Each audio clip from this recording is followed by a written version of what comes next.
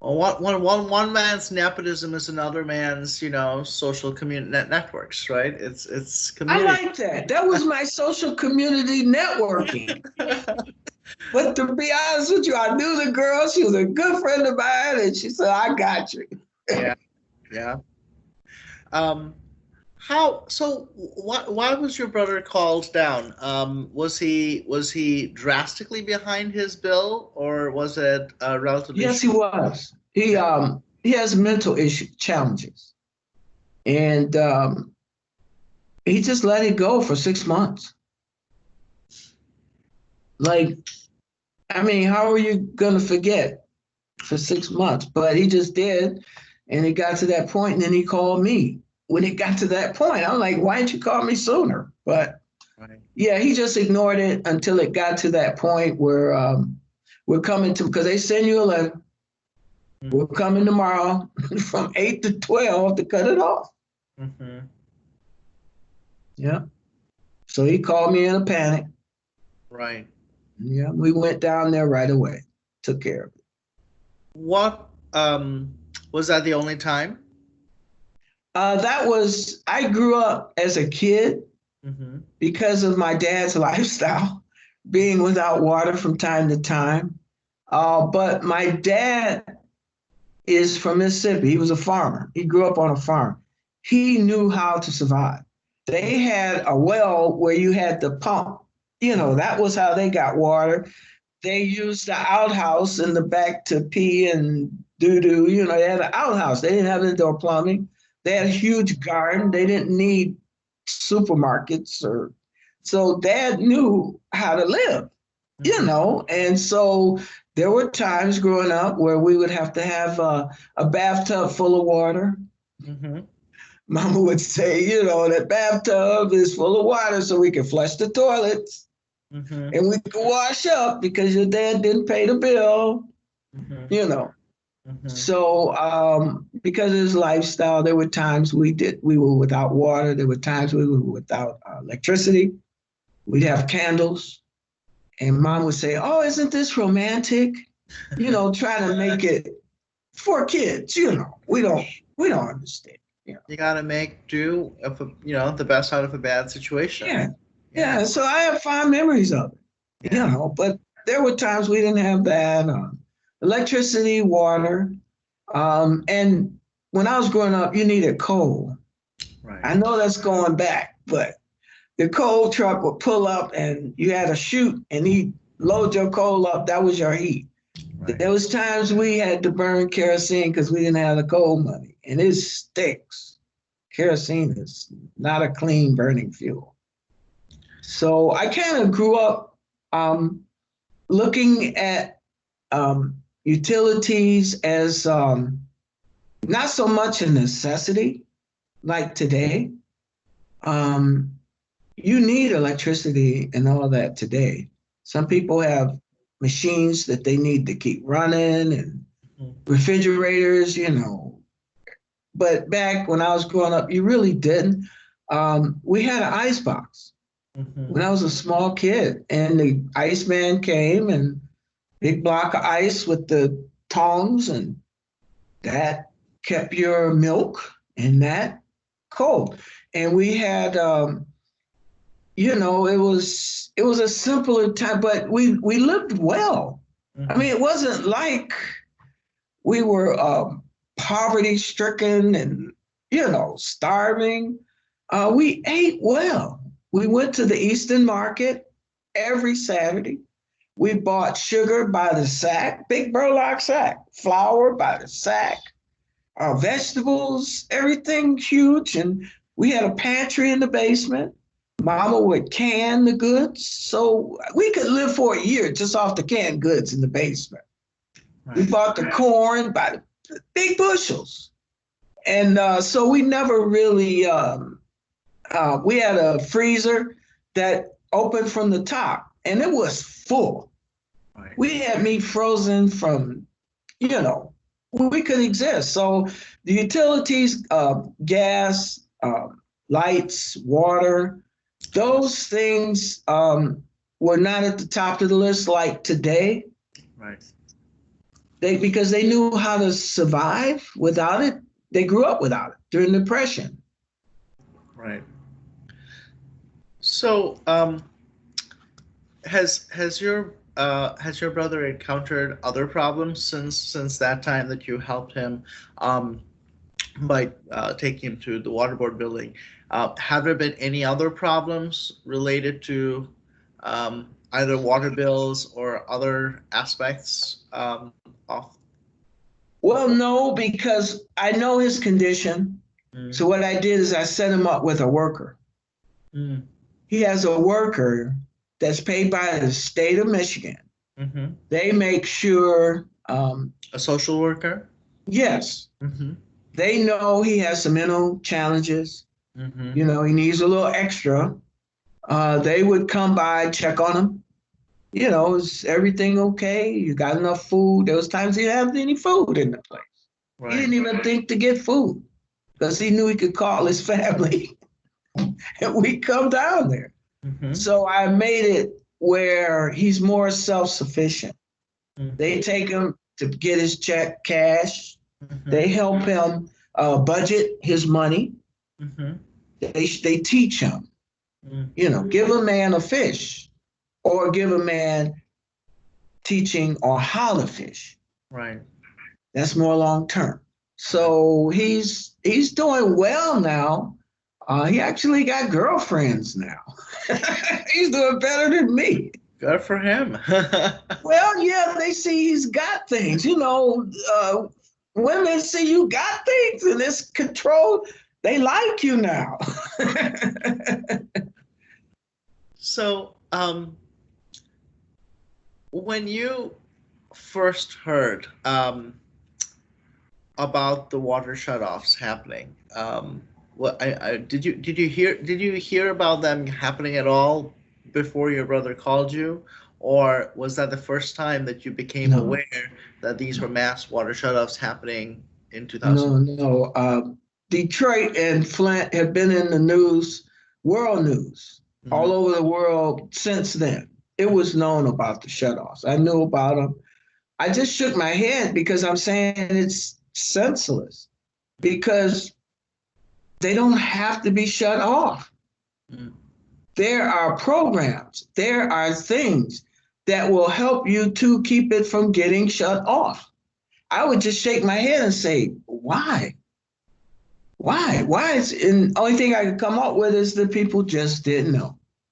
Mm-hmm. Because the city of Detroit, the state, even the government, they have programs that keep you from getting your water shut off, and they will actually pay it. I am a cancer survivor. I had stage 4 cancer after 2015. So it's like 5 years remission right now. But going through that, I had a $500,000 house. I had this Mercedes, all this. I couldn't work. Mm-hmm. So I lost all of that willingly because it was a trade-off with my health. I can always get that again, you know, but if you're dead, it's done. So during that time, the reason I mentioned that, there were times my water and my gas was shut off. Down in Charleston, you don't need gas because it's 75 down there right in January. And I had a fireplace, but you need your water. You cannot live without water. And your electricity for your frozen goods and lights and things. I found that the Catholic charities, and they do that here, they paid my bill. I had to show them the shut-off letter. Go down there, talk with the sisters. It was the parish in Goose Creek, South Carolina, outside of Charleston. Charleston, South Carolina, Catholic charities ran out of money. But the next county over, Goose Creek, South Carolina, had some money available. They paid my bill because I could not. These are Catholic, and then the Protestants, the United Church of United Methodists, they help with the electric bill. But you have to take your shut-off notice and go down there, and then they give you vouchers. So, Okay, so it's like I'm shaking my head. Why are these people? Because of ignorant parents, children have to suffer. right. Because the parents didn't know what to do, the children can't have water to brush their teeth or wash their. And kids are so resilient, they'll play just like it ain't nothing. But it's the parents that have to be educated. They're responsible for those kids. And when I heard of the water shutoffs, I was just shaking my head. I was like, God, is you could do this or that because I've done it. Mhm. For, a lot of the resources that you mentioned, um, I wonder how accessible or easy they really are for a lot of, especially if you're thinking about fixed income or low income residents, right?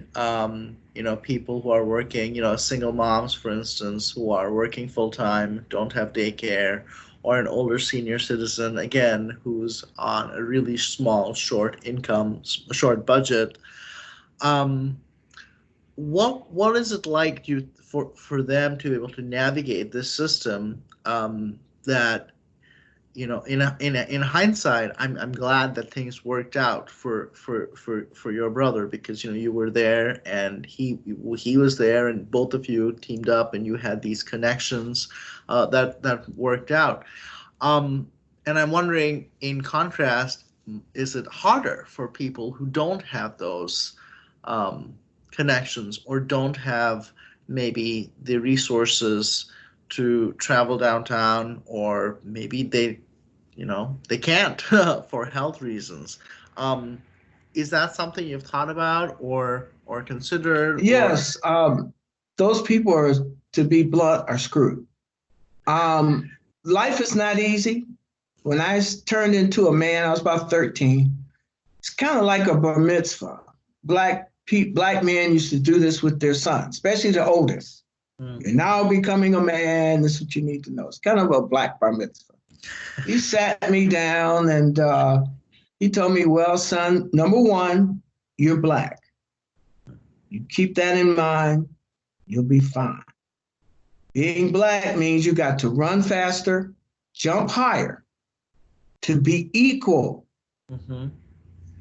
Not that it's equal and then you run faster and you're better. No, these are the things you have to do to just get to the equal line. He Hmm. let me know that.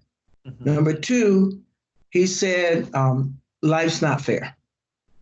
He said, once you get over that, you'll be fine in life. You'll accept whatever life brings you as just it is what it is. So he taught me those two things, and out of those, run faster, jump higher. In other words, me being black, I expect that it's not going to be easy. If it's easy, I'm gonna look. What's up? Is there something? Is this a take? Is this a scam? If it's too good to be true, I found in life it usually is. Mm. So I've always expected to work for it, jump higher, run faster, jump higher. I'm 12 years old. So everything I've done, my other classmates, because I was bused in the 60s under Kennedy, the Hmm. first busing experiment here. So I went to white schools.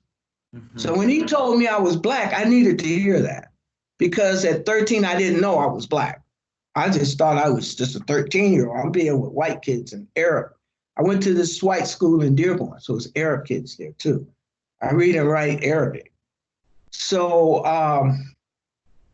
so I'm used to, my generation is used to hard work. Nothing's easy. So no, it's not easy for them. They have to go do this, go do that, get out. They can't, they're in a wheelchair, but they got a cousin right away. They can give them $5 for gas. Because that's how we do. You know, here's $3. You need gas. Here, come help me. Here's some money. So no, it's not easy. But is that an excuse? I can't say no, and I can't say yes. Because this is a different generation of Black people. My dad's generation was a different generation of Black people than mine. They were tough. They had to see discrimination where colored and white bathrooms and sitting in the back of the bus. They had to have resolve of character and be strength. So their generation was stronger than mine because we had it easy. My daddy bought me the car and co-signed, and I'm going to college. He never had that opportunity. So the generation after mine, they are even worse. They just don't have it. They just, I call them soft, but that's okay. That's okay because they're smart as a whip. Maybe they can compensate. So people that don't have that connection, they don't need it. All they need is the gumption to get up and go because it's out there. The resources are there and they're very readily available. There was times I didn't have the internet. I went to the libraries. I would go by McDonald's. All McDonald's have free Wi-Fi in the whole country. I've been in different states at McDonald's. They have free Wi-Fi. It's just, you have to realize that this world, as a Black person, is not looking at you equally and not take it personally. Just look at it, take it, and say, okay, well, that's what I got to do. Any athlete, Michael Jordan, all these athletes would tell you, okay, you're going to do this? I'm going to shoot 1,000 jump shots till I get it perfect. They do what they have to do. They don't let that challenge, oh, I'm in the NBA, I can't make it. No, that's our people. We're from kings and queens. We're survivor people. We went through slavery and went through that. God knows how we did that. But we are a survivor species. So we have to adapt. And if it's tough, grow a pair. I mean, hey, come on. This is what you got to do as a Black man. So looking at, Oh, excuse me. I shouldn't say as a Black man because it's no racism anymore. It's on poverty now. If you're poor, you can be Black, white, Asian, don't matter. You're still in that boat now. It's your economical, social status now, not Black or white. I had to correct that. So looking at the media coverage about, both as the shutoff crisis has panned off since 2014, what are your thoughts about the media coverage? Do you think that they did a good job? Do you think that of bringing some of those experiences and stories to light? Do you think it could have been harder? Do you think it, so yeah, what are your thoughts about, how the media has covered this issue since 2014? I think the media, all forms of communication, podcasts, internet, these interviews are critical because without it, change would not have happened. Case in point, the police have always been abusing us and beating us and killing us, but until they had these cameras, Trayvon Martin, all these different cameras, they didn't know it. And it was because of that we're getting this change that we see. Because of the media coverage on the water shutoffs. Those people, their water, now it's illegal to shut water off in the city of Detroit as of right now because of the coronavirus. They issued 2 weeks ago an edict, the mayor, that any water that is currently shut off, go shut it back on. So there's nobody with their water shut off here now. No one. If there is, they need to call. So the media is critical, and that's only because it got on the world news about the Flint water. And then, oh my God, the governor is in the world news because of her and Trump, that thing. So anything we do is highlighted in the media. So I think the media coverage is critical. It is key to transparency. Without it, these guys have good ways of covering their tracks. They've been doing it for decades. How do you think this crisis reflects on Detroit? And what role should everyday residents and people of Detroit like yourself, what should we do to prevent something like this from reoccurring? Because, like you mentioned, there's a ban on water shutoffs presently, but it's a temporary ban. Um, Yes. and so what should we do? What can we do? I think the mayor is thinking about this, like a start over. Once they should, because you're right, it's just a temporary fix. And then they said, okay, we're gonna shut your water on, but you got this $5,400 bill you gotta pay, or we're gonna shut it off again. They know that. So what they're doing is working out some type of plan or some type of way to, it's called forgiveness loans. I had those on my house when I was in cancer treatment, 2016, and I didn't want to lose my house. And they had a federal program that helped me. They paid my mortgage every month. But what they did is they took the money from the back end of my loan. Mm-hmm. So my house, a $500,000 loan, they just took $30,000 from the back end, tacked it on the back end, Mm-hmm. and just paid it Just to keep it. So it's just, so in other words, it makes Detroit look bad to the world because people go, oh, here's another problem Detroit got. Oh, they got another issue. What is it now? Now Detroit got this issue. Two people shot some people for a mask. They got another guy up in Flint that blew his nose in the dollar store on a worker. So, so it's just another black eye on the city of Detroit because they won't say the good stuff. They won't say all the good stuff that's going on here. Well, Midtown, downtown. No, they show the water shutoffs and the murders or whatever is bad. So it's just another, but still, I think it was Trump that Trump's father said it. Publicity is publicity, good or bad, it's okay. Mm-hmm. So it's bad publicity, but it's still good because it puts us into the forefront of the government. It takes our governor being in the forefront. They were talking about her being a vice president candidate. So, it raises our whole stake. Mm-hmm. Are you worried at this point of your brother potentially being at risk for COVID because of the water crisis, or do you think he's fine now with the water and the water's been turned on? He should be fine.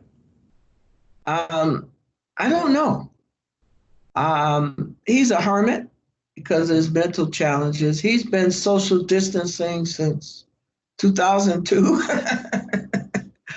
He doesn't go out. He's antisocial disorder. So I don't really worry about him catching the virus. I don't worry about him at all, really, because he knows that if you make under, I think it's 21,000 a year, poverty level, there's so much you can do. There's so much resources available to you. Mm-hmm. If you're working poor and you make a little bit over that, you are just SOL. You are out of luck. Because to qualify for all this help, for all these resources, you have to be in the poverty level, economically. So I don't worry about my brother because he falls in that category. He's in the poverty level. He gets SNAP. He gets all that. He'll be taken care of.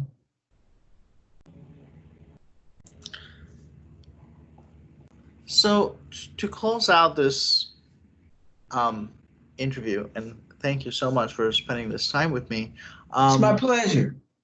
You made my day. I wasn't doing anything today. we're all physical distancing. I'm enjoying it. talking to someone.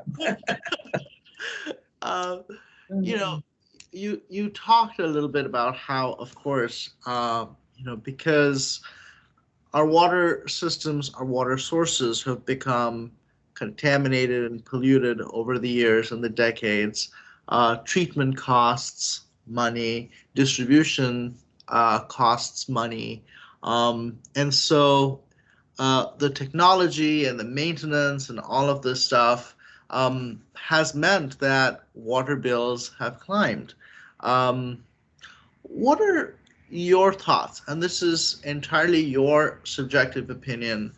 Um, what do you think water should be subsidized for people, for everyone? Do you think water should be freely available? That should be provided by the government? Um, what do you think should be an ideal situation in terms of access to water and being secure about having water? I like the way it's going. Water's the new gold. And most people that have some forethought know this.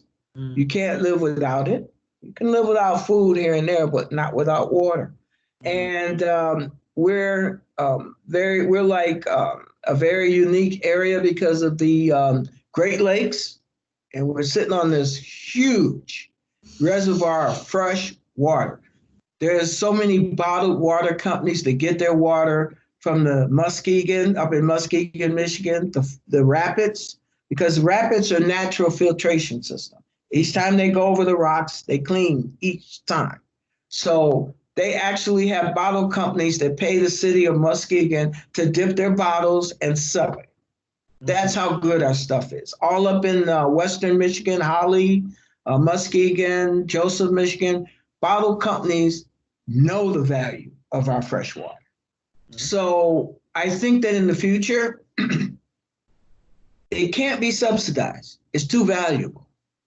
Everybody cannot have it freely. It will go away for all. We only have a certain amount. The pie is only so big. If we give it away freely, subsidize it, it'll be gone for all. So the rules of economics, which is called supply and demand, come into play. So what's happening, and this is the new gold, water's the new gold, is just, it is what it is. It's going to raise in value. This is just the tip of the iceberg. Say in 2050, who knows what those water bills will be? Because we may not even have enough fresh water to sell it. So supply will go down, demand will go up, the price will skyrocket. So now I lived in the West Coast, San Diego, when I left here before. They have companies that change salt water into fresh water. And it works very well, but it's a very expensive process. So there again, the cost of the water. And people will pay it. People will go without a new shirt, new shoes, go without a car and ride their bike. People will do what they have to do for food, shelter, clothing too, but mostly food and shelter. That is the basic, not just a human need. The squirrels outside my house, they do the same thing.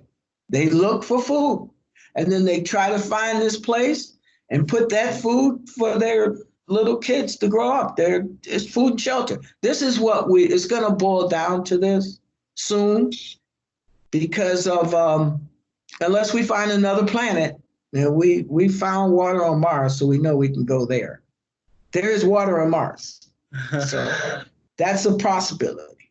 Any place without water, just say how important water is. We don't even look at it.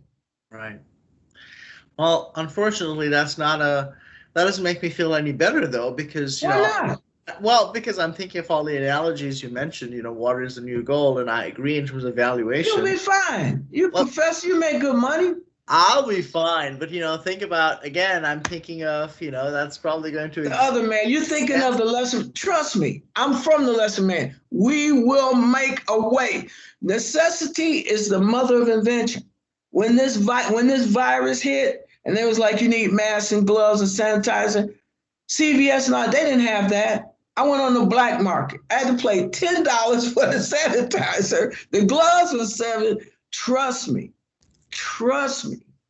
In my economics class, we have this thing where we can do models on recessions and all these economic models. But the professors have all said there is a black market. This thing has a life of its own. People will live and survive. And if the regular market, if we have a problem, recession or something, the black market always picks up. Drugs, alcohol, skyrocket. This is what mankind does. So it's beautiful that you think about charity and those that are lesser than us. That's fantastic. But there may come a time where you may have to think of you and your family. There won't be any leftover for your fellow man. That was like that in Nazi Germany. It was like that in Detroit for a while, you know, during the crack eras and all that, where you're in such a survival mode that you're not taking advantage of anyone. You're still being kind and charitable, but your main focus is you and your family. So water is not unlimited on this planet. And based on what we have and what we've polluted and what we've just squandered, what's left is going to be very, very valuable. And I don't think I'll be living during that time, but I know that the poor will be taken care of, because even corporations know that business ethics pays. You can't just take all the money. You have to give some back because your profits go up. It's a proven, you can do the models. So the poor will be taken care of only because it pays to take care of them. Charitable 501(c)s is extremely profitable, right? Especially right now. If you got a 501(c), you can just go get money from the government. So charity, so they'll be taken care of, but okay, I've seen film of India and Africa, and they show piles of dirt and garbage that we send there, and the people going through it, and they okay. I mean, I couldn't live like that. But they go back to their hut, they got food. They doing better than the ones that wasn't doing that, that's out in the field in the rural areas. They starving. So we'll be fine as human beings as long as this planet is here. It's on a down thing.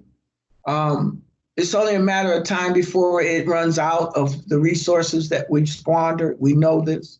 But thank God our technology will save us. We found other planets. Elon Musk just sent up some stuff to send supplies. No man is on it. We found ways to send it autonomous. And, so, I mean, once we work some things out, we'll be fine as a human species, not as a black people or a white people. It may come down to a point where we're a Homo sapiens, where we'll kind of like start over. I mean, we got 3 billion. It started from 2, supposedly. So, I mean, if we do 2 again, somewhere else. So I'm very optimistic of our species. And I think that through DNA strands, it's proven that I'll still be there. So I'm just encouraged, that we're not going to be like dinosaurs. We won't be extinct. So water's going to be very expensive. This is just a tip. Now, I personally drink alkaline water. That's all I drink. 9.2 pH to 9.7 pH. That helped me get rid of my cancer. It helped detoxify. It lowered the pH balance in my whole entire body. Metabolism. It was one of the keys to my recovery. So it's very expensive. It's way more expensive than other bottled water. It is, and the I make science. the sacrifice. What? Yeah, but Buy a gold chain or get good water.